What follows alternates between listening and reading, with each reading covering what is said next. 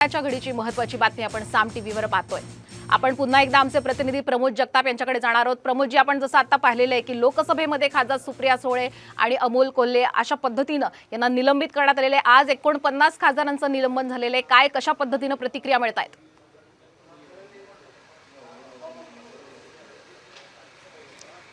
विरोधी पक्षामध्ये खूप मोठ्या प्रमाणात रोष असल्याचं या सगळ्यामुळे बघायला मिळतं। ज्या पद्धतीने शरद पवार यांनी साम टीव्हीशी बोलताना आत्ताच सांगितलेलं आहे श्वेता, की अशा पद्धतीची घटना यापूर्वी कधीही घडली नव्हती।